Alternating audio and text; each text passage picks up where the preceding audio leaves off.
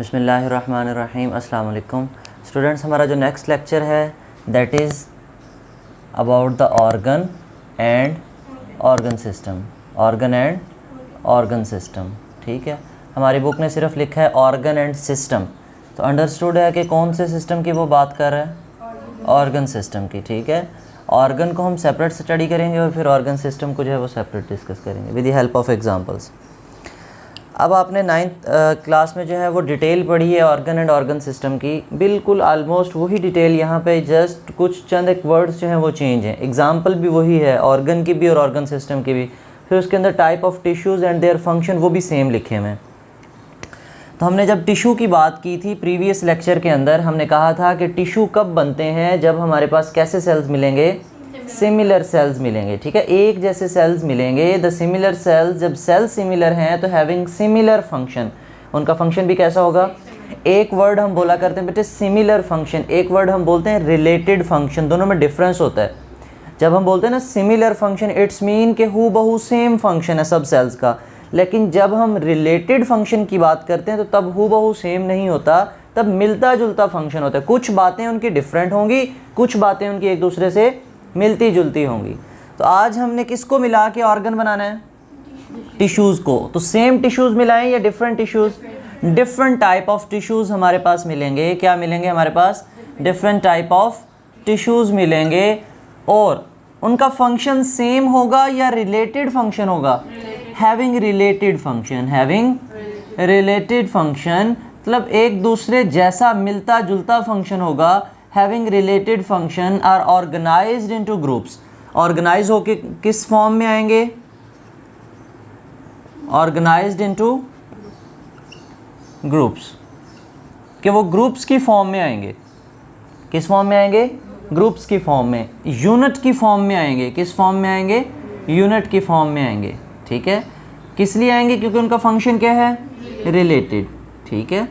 Different type of tissues combine together having related function, या इसकी बजाय आप having specific function, performing specific function, कुछ भी लिख सकते हो आप, ठीक है, कि वो एक ख़ास फंक्शन सर अंजाम देंगे और वो जो ऑर्गेनाइज होके ग्रुप बनाएंगे या वो यूनिट बनाएंगे, that unit that is made by the different type of tissue is known as organ.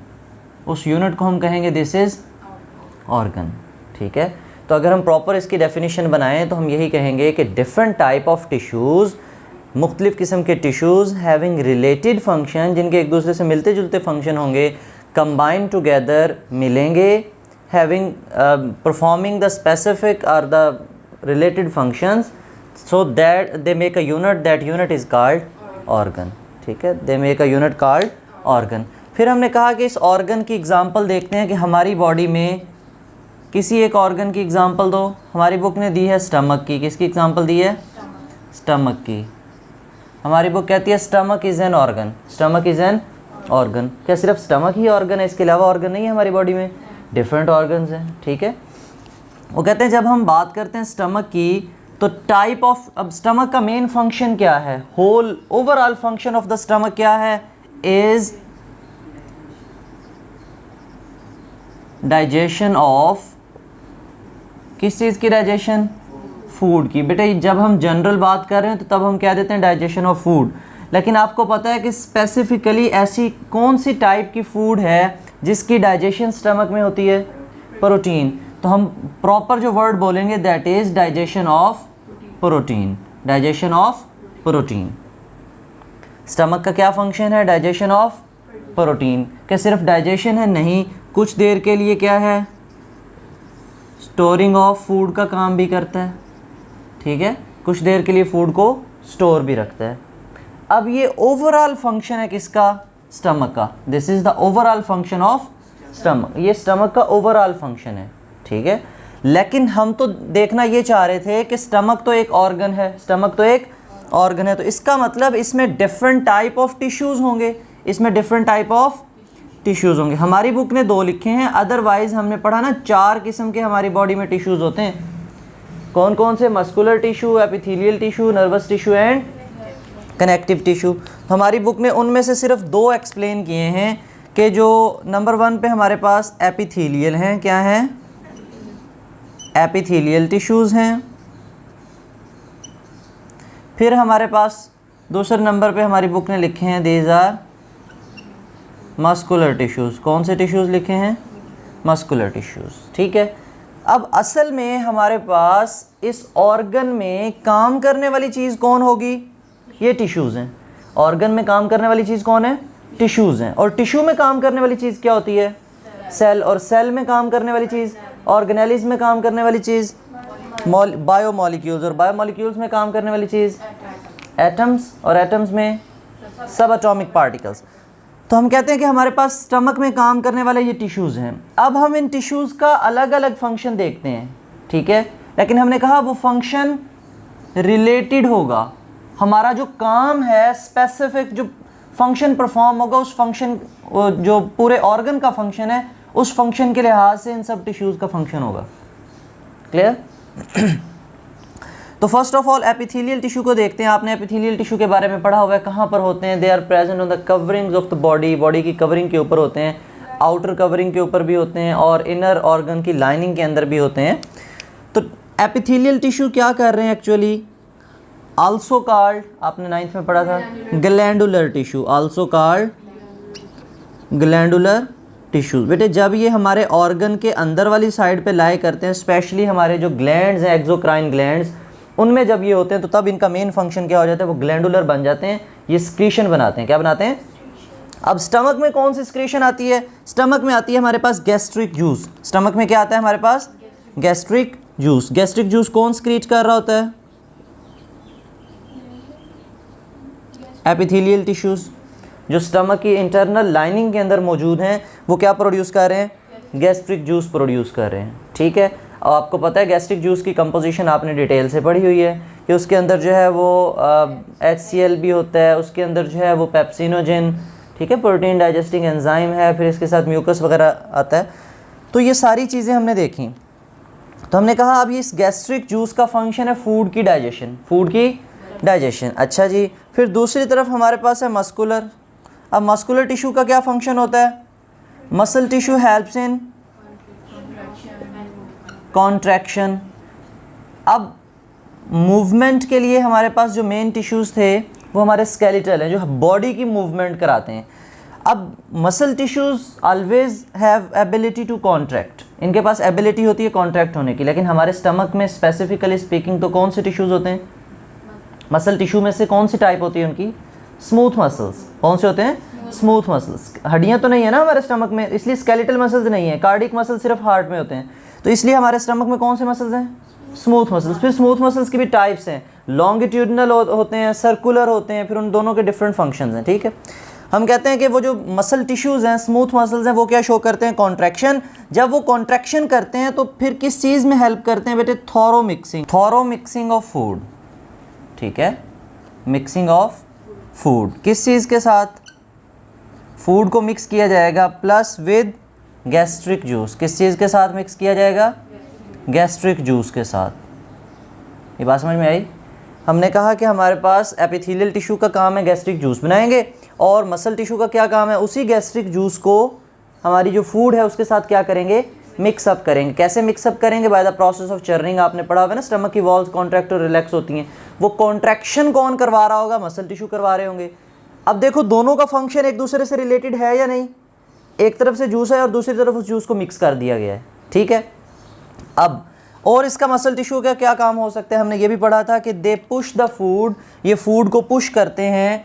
ये क्या करते हैं, पुश द फूड, फूड को पुश करते हैं कहाँ पे, posterior end of the stomach. कहाँ पर, posterior end of stomach. Stomach का जो पोस्टीरियर एंड होता है, पोस्टीरियर एंड से मतलब हमारा जो पाइलोरिक एंड है, पाइलोरिक स्फिंक्टर है, उसकी जानिब हमारी फूड को पुश करते हैं ताकि वो फूड हमारी एलिमेंट्री कैनाल में, हमारी स्मॉल इंटेस्टाइन में आगे मूव करे, ठीक है। इसका मतलब हमारे पास मसल टिश्यू के कितने मेन फंक्शन हो गए, यहाँ पे 2 हो गए। एक तो कॉन्ट्रैक्शन करा के मिक्सिंग करानी है, और दूसरा कॉन्ट्रैक्शन करा के फूड को पुश भी करना है पूरी एलिमेंट्री कैनाल में।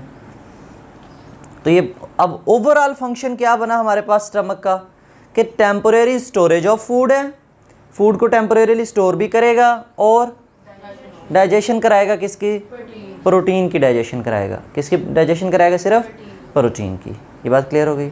अच्छा नेक्स्ट हम देखते हैं कि हमारे पास ये तो थी ऑर्गन की कहानी।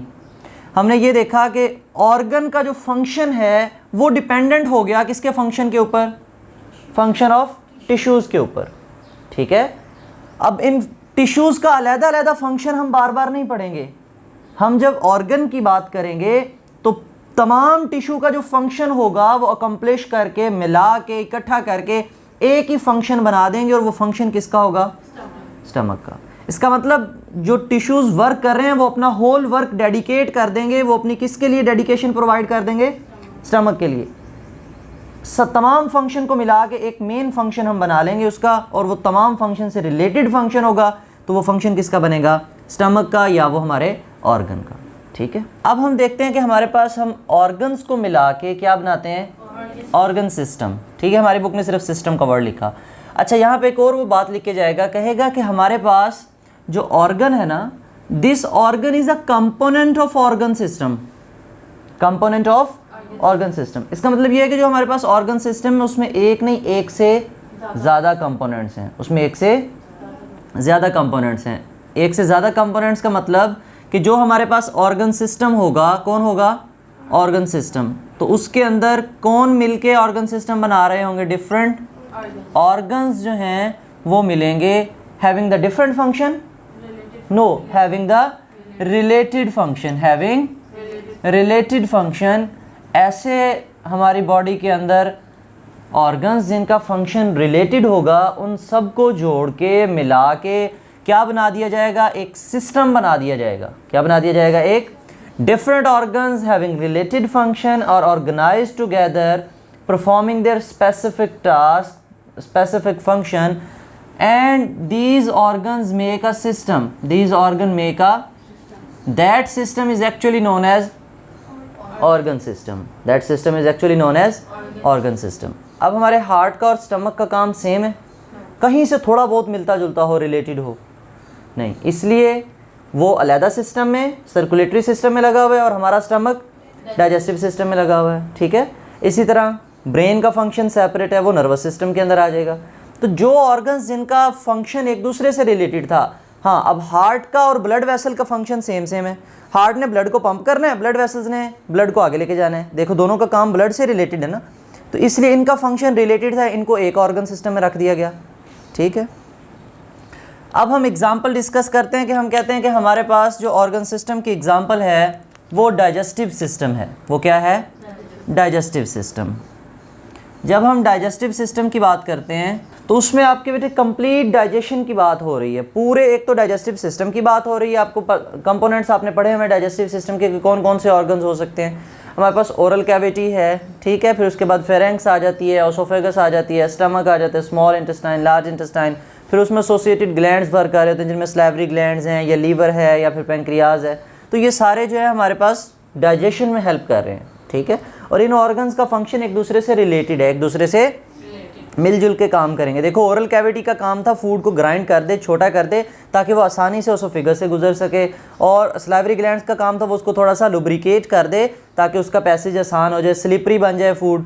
ठीक है, उसके ऊपर जो है वो डाइजेशन उसकी अच्छी हो। हमारे मोलर टीथ का ये काम था कि उसके पार्टिकल्स को बारीक कर दिया जाए, छोटा कर दिया जाए, ताकि उसका सरफेस एरिया क्या हो जाए, बढ़ जाए। जब सरफेस एरिया इंक्रीज़ हो जाएगा तो एंजाइम्स को काम करने के लिए जगह भी ज़्यादा मिलेगी। तो ये सारी चीज़ें हेल्प कर रही हैं किसमें, डाइजेशन में। ठीक है, अपना अपना रोल प्ले कर रहा है हर ऑर्गन। जैसे स्टमक में पहुंचा, स्टमक ने प्रोटीन की डाइजेशन कर दी, स्मॉल इंटेस्टाइन ने बाकी चीज़ों की डाइजेशन करके फिर उस डाइजेशन जो डाइजेस्टेड मटेरियल था उसको एब्जॉर्ब भी करवाया, अनडाइजेस्टेड को रिमूव भी करवाना है हमने। तो होल फंक्शन जो है वो सारे का सारा कौन से सिस्टम ने संभाला हुआ है, डाइजेस्टिव सिस्टम में। तो इसमें एक ऑर्गन है, एक से ज़्यादा ऑर्गन होंगे। ये भी बात समझ में आई। अच्छा, अब थोड़ी सी एक्सप्लेनेशन हमारी बुक ने जो है वो प्लांट्स के हवाले से एक्सप्लेन किया है इसको, कि अगर हम कंपेयर करें प्लांट्स का ऑर्गन सिस्टम और एनिमल का ऑर्गन सिस्टम, किसका ऑर्गन सिस्टम हम कंपेयर करें, प्लांट का ऑर्गन सिस्टम कंपेयर करें किसके साथ, एनिमल के साथ, तो क्या डिफरेंसेस हैं। तो हम सबसे पहले प्लांट के ऑर्गन देखते हैं। प्लांट के क्या देखते हैं, ऑर्गन। ऑर्गन हमें पता होंगे तो हम सिस्टम बनाएंगे ना प्लांट की बॉडी में। तो प्लांट की बॉडी में कौन कौन से ऑर्गन्स होते हैं, तो याद है? शाबाश। रूट्स, स्टेम, लीव्स, फ्लोर्स, ये सब के सब क्या हैं प्लांट बॉडी में? ऑर्गन्स हैं। ठीक है, ये छोटी क्लासेस में हम पढ़ते हैं leaf is an organ, stem is an organ, ठीक है, फ्लोर इज़ एन ऑर्गन। अच्छा, अब ये ऑर्गन तो हैं, लेकिन हमने कोई ऐसा एज सच सिस्टम नहीं पढ़ा हुआ कि जो प्लांट में पूरे का पूरा कंप्लीट सिस्टम हमें मिल जाए। जैसे हम डाइजेस्टिव सिस्टम की बात करते हैं, तो क्या हमें कंप्लीट डाइजेस्टिव सिस्टम मिल जाता है प्लांट बॉडी में? कभी किसी प्लांट को देखा हो कि उसका डाइजेस्टिव, उसका स्टमक ख़राब हो गया, उसको वोमिटिंग हो रही हो आज? नहीं, ठीक है, या वो कोई चीज़ खा रहा हो? नहीं, देखा, कार्टून्स में होता है सिर्फ। इसी तरह हमारे पास कोई भी ऐसा सिस्टम हमें एज सच नज़र नहीं आता प्लांट बॉडी में जैसे ह्यूमंस में या एनिमल्स में होता है। ठीक है, लेकिन ऑर्गन ज़रूर हैं। ऑर्गन, तो फिर इन ऑर्गन के फंक्शन भी तो होंगे ना। रूट का क्या क्या फंक्शन होता है? अच्छा, सिर्फ वाटर को एब्जॉर्ब करना, चले मतलब न्यूट्रिएंट्स को जो है वो सॉइल से जो है वो एब्जॉर्ब करवाना है, स्टोर करवाना है और ऊपर लेके जाना है। और मेन फंक्शन तो बता ही नहीं रहे रूट का। वो तो हो गया ना, वाटर और न्यूट्रिएंट्स की ट्रांसपोर्ट तो हो गई, रूट्स ने करवा लिया, एब्जॉर्प्शन करा ली। ठीक है, और ग्रोथ रूट्स थोड़ी करवाएंगी बेटे। जो प्लांट अपनी जगह पर फिक्स खड़ा है, एंकोर कर खड़ा हुआ है, ज़मीन के अंदर गाड़ के रखा हुआ है, वो किसने किया हुआ है? रूट्स ने। तो रूट्स क्या करती हैं? Anchoring the plant into the soil, soil के अंदर जो है वो उसको एंकोर करके रखती हैं।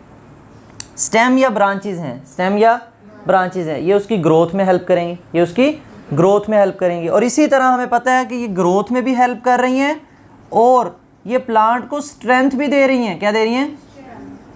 जो मेन स्टेम है वो स्ट्रेंथ ही तो दे रहा है। अगर स्टेम में ही स्ट्रेंथ नहीं है, उसमें मजबूती नहीं है, तो प्लांट तो झुका हुआ होगा। इसमें हमें पता है स्पोर टिश्यू और डिफरेंट ग्राउंड टिश्यू, आपने डिटेल पढ़ी हुई है टिश्यूज़ की, वो सारे टिश्यूज़ मौजूद हैं जो उसको स्ट्रेंथ भी दे रहे हैं और ग्रोथ भी कर रहे हैं। अच्छा, लीफ के अंदर क्या प्रोसेस हो रहा होता है, पता है क्यों लगाया मैं? ये क्या कर रहे होते हैं? फूड प्रिपेयर करते हैं। कौन से प्रोसेस के ज़रिए? Prepare food, photosynthesis. लीव्स में क्या हो रही होती है? फोटोसिंथेसिस हो रही है, अपनी खुराक बना रहे हैं। और स्पेशली ऑटोट्रॉफ्स की जब हम बात करें, किसकी बात करें? ऑटोट्रॉफ्स की, मतलब ऐसे प्लांट्स और ऐसे दूसरे जानवर जो अपनी खुराक खुद बना लें। ठीक है, अच्छा, उसके बाद फ्लावर्स का क्या काम होता है? फ्लावर्स कौन से पार्ट होते हैं? These are the reproductive part, these are the reproductive part of the plant. अब reproductive part mean they helps in reproduction, helps in reproduction, ये रिप्रोडक्शन में हेल्प करेंगे। Reproduction mean producing the same kind of organism. ठीक है, reproduction mean producing same kind of organism. अब यहाँ से same kind का ये मतलब नहीं कि हूबहू बिल्कुल उसी जैसे, थोड़ी बहुत जेनेटिक वेरिएशन तो आएंगी। लेकिन अगर एक आम का दरख्त है तो वो अमरूद का दरख्त नहीं उगेगा, उससे आम से आम का ही दरख्त उगेगा। तो इसलिए हम कहते हैं कि ये फ्लावर्स जो हैं रिप्रोडक्टिव पार्ट हैं, रिप्रोडक्शन में हेल्प करेंगे और क्या प्रोड्यूस करेंगे? Same kind of different organisms जो हैं वो प्रोड्यूस करेंगे। ये बात क्लियर होगी यहाँ तक या नहीं हुई? अच्छा, अब वो कहते हैं आपने ऑर्गन्स के फंक्शन तो देखे, तो क्या प्लांट के अंदर कोई ऐसा सिस्टम मुझे बता दो जो ये ऑर्गन्स को मिला के हम एक सिस्टम बना लें जिसको हम नाम दें this is the organ system. है कोई प्लांट के अंदर? नहीं। एक आपने पढ़ा था, वो भी लेस डिवेलप होता है। वो भी क्या होता है? इतना वेल डिवेलप सिस्टम, इतना प्रोमिनेंट सिस्टम नहीं होता। वो एक जो सिस्टम हमने पढ़ा था, वो सिस्टम कौन सा था? That is the vascular system. अब ये जो वास्कुलर सिस्टम है, ये वास्कुलर बंडल्स वही जाइलम और फ्लोएम टिश्यूज़ मिलकर बनाते हैं। ठीक है, और ये बंडल्स की फॉर्म में अरेंज होते हैं टिश्यूज़, और ये क्या एक सिस्टम बनाते हैं। उतना वेल डिवेलप अच्छा सिस्टम नहीं है। जैसे हमारी बॉडी के अंदर अगर ब्लड की ट्रांसपोर्ट की बात करें तो इनका भी तो फंक्शन ट्रांसपोर्ट है ना।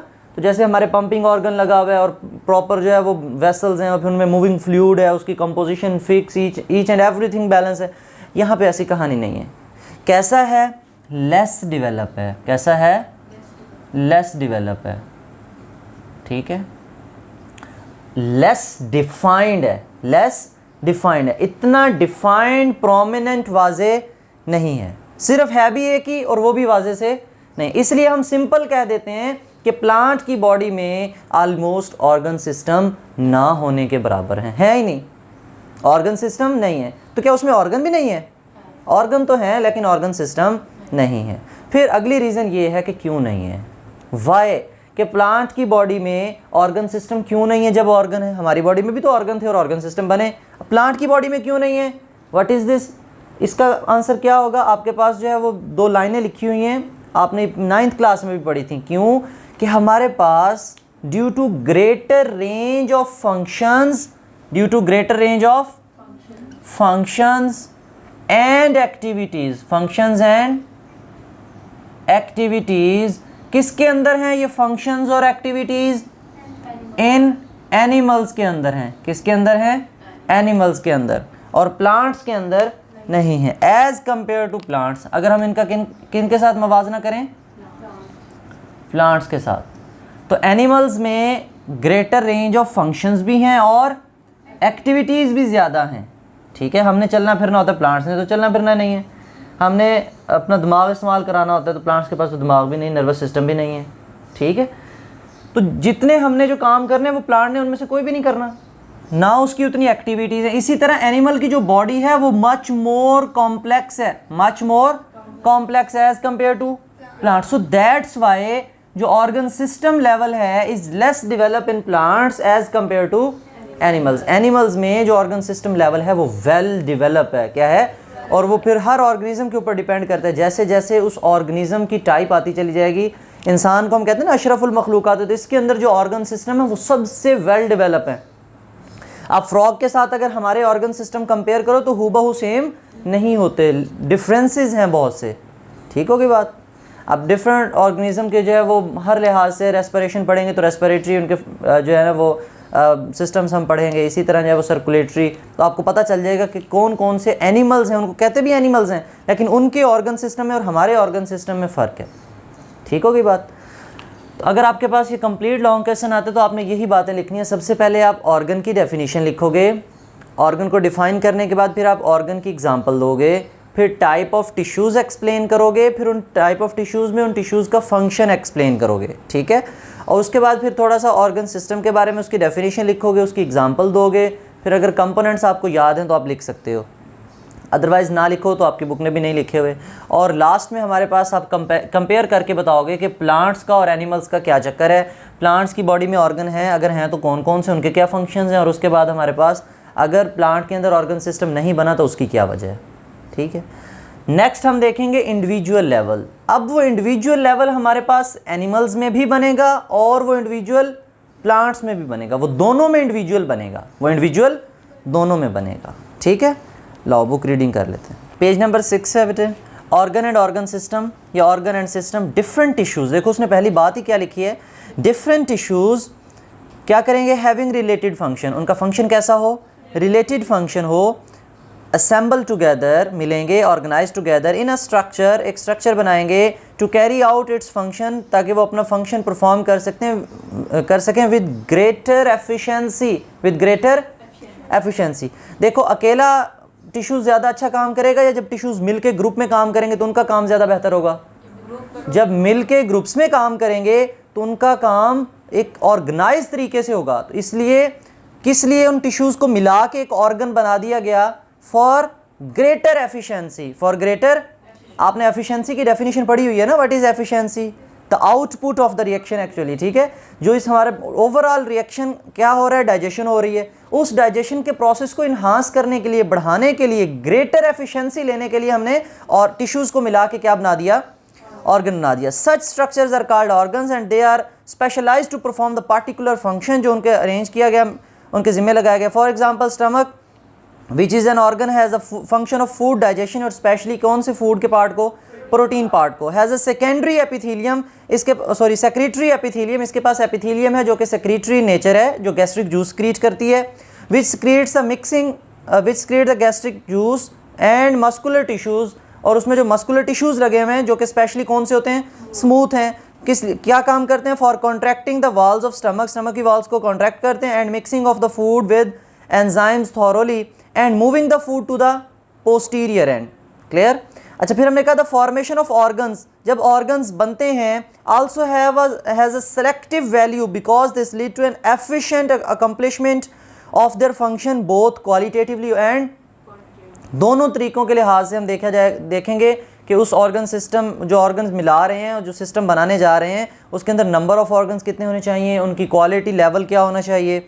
इन animal organ formation is far more complex than in and complex भी है और डिफाइंड भी है। Organs are the part of organ system, organ किसका हिस्सा होते हैं, where the total function involve in one process और फिनोमेना आर कैरिड आउट। इसका मतलब ये उसने इतनी सी किसकी डेफिनेशन बना के लिख दी है, ऑर्गन सिस्टम की। किसकी लिख दी है कि ऑर्गन्स पार्ट होते हैं ऑर्गन सिस्टम का, और वो जो ऑर्गन सिस्टम है उसमें तमाम जो एक मेन फंक्शन है वो मेन फंक्शन के छोटे छोटे पार्ट्स बना के हमने तकसीम किए होते हैं ऑर्गन्स के ऊपर। द ऑर्गन लेवल, अब ये प्लांट के साथ मवाजना करने जा रहे हैं हम। The organ level of organization is much less defined in plants than it is in animals. At the most we might distinguish, हम अलग-अलग करते हैं रूट्स को, स्टेम को, लीव्स को, रिप्रोडक्टिव स्ट्रक्चर्स को। क्लियर कट फंक्शन उनके अलग-अलग मौजूद हैं। Distinguishing features can be assign to each of these structures. क्या कहते हैं हम, roots are involve in anchoring the plant, उसको गाड़ देती हैं ज़मीन में। Storage of food and procuring the water and minerals, मतलब वाटर और मिनरल को जो वो प्रोक्योर करती हैं, अब्जॉर्ब वगैरह करवा के ऊपर भेजती हैं, ठीक है, सिक्योर करवाती हैं प्लांट के लिए। अच्छा जी, और फूड की स्टोरेज आपने पढ़ा था ना, रूट्स हैं वो सोर्स और सिंक वाली कहानी अगर याद हो तो वो एक सीज़न में सोर्स और अगले में सिंक बन जाती है, तो वो कहानियाँ आपने देखी हुई हैं। अच्छा जी, फिर हम कहते हैं कि द शूट्स, जो कि हमारे पास ब्रांचेस वगैरह हैं, shoots support the entire plant while the leaves are the primary organs for food manufacture. Flowers or other reproductive structures are involved in the producing the next generation, कि reproduction में flower help कर रहे होते हैं। अच्छा, अब क्यों है फिर ये complexity? The complexity of the organ system of the animals, animals की जो complexity है organ system की is associated, वो किस चीज़ के साथ जुड़ी हुई है, with greater range of functions and activities in किसमें, animals में, than in प्लांट्स, ठीक है, than in you found in plants. Clear. अगर आपका इसमें कोई क्वेश्चन है तो आप कमेंट सेक्शन में पूछ लीजिएगा। थैंक यू, अल्लाह हाफिज़।